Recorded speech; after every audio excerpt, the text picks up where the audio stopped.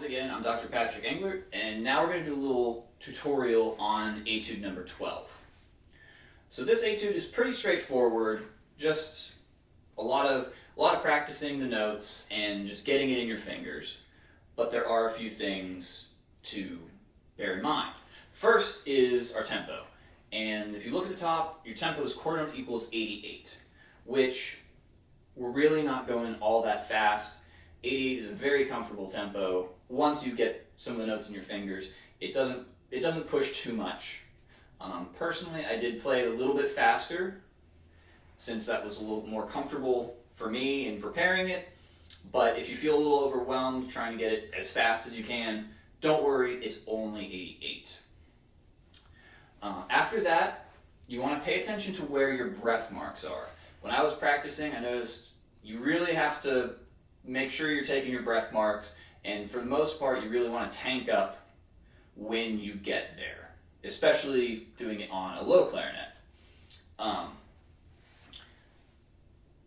The breath marks are very well laid out. I didn't have to add any, so really take what they give you and make sure you tank up enough when you get one. Now, let's talk about high notes.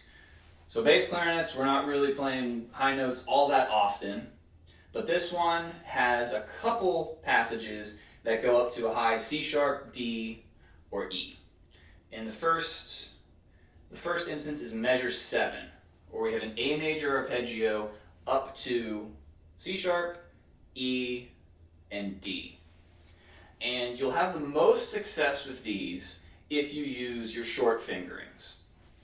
And if you don't know what your short fingerings are, you're just going to continue up like you do in the low register from F to F sharp, G, G sharp, and A, but you can do that in the high register where you wouldn't normally do that on a soprano clarinet. So C sharp, you play like first register F sharp, D, you play like open G, and E, you play with the A key. And to make these notes speak, you do have to use your voicing and voice up, keep the air fast. But in a more technical passage where you're going through it quickly, you'll have a lot more success if you can get those to speak than using the long fingerings as you would on a soprano clarinet. And to give you an example of playing those,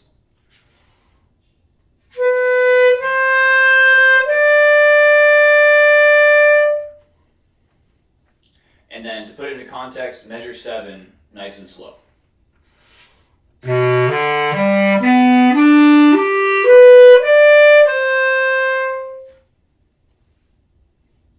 you go. On the opposite end, when you jump back down to the low notes, you want to keep the air support, you want to reach down with your voicing and your embouchure so that you don't end up with those notes being ghostly. And we'll see that in 1918. Measures 17 and 18, where we ascend the arpeggio, crescendoing, and then you bring it back down in measure 18 to piano on the low F. And make sure that F doesn't sneak in or make you late, so keep the air support there and reach down with the embouchure and voicing. With all of these Rose etudes, when I'm working with them, with my students, one of the big things that we talk about is articulation. And this one is no different.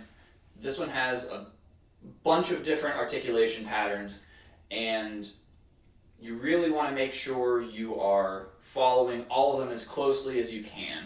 Now, if you miss one, is it the end of the world? No. And will someone catch it and realize? Probably not. But do your best to get all of the various articulation patterns clear and audible as much as you can. And when you're doing that, you typically want to have the last 16th note of a beat lead into the next one.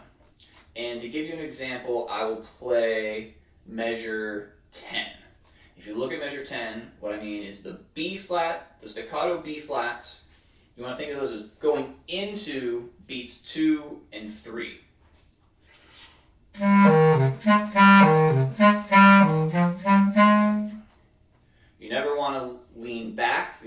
push forward, not with speed and tempo, but with phrasing.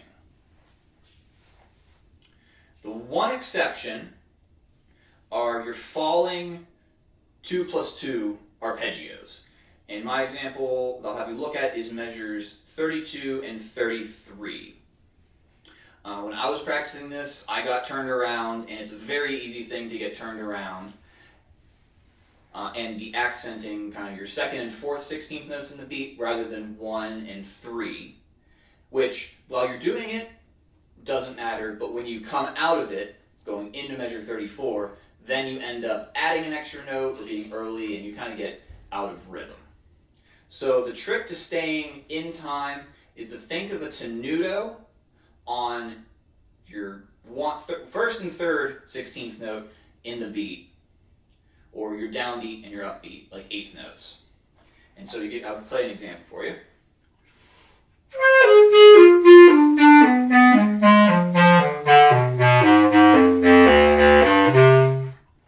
You want to push a little bit more, on the first note of the tie, your 1 and 3, downbeat, upbeat, whatever you want to think of it as, you want to think of a tenuto on that note so you don't turn it around and add an extra note or leave a note out at the end. And now the final thought, when you get to the end, we have the high D quarter note, and then the low D, or middle D quarter note if you're playing a low C bass. But you have your D quarter note at the end, the low one. Don't drop everything and let it splat. You want to keep the sound focused and end on, maybe not a high note, but a good note.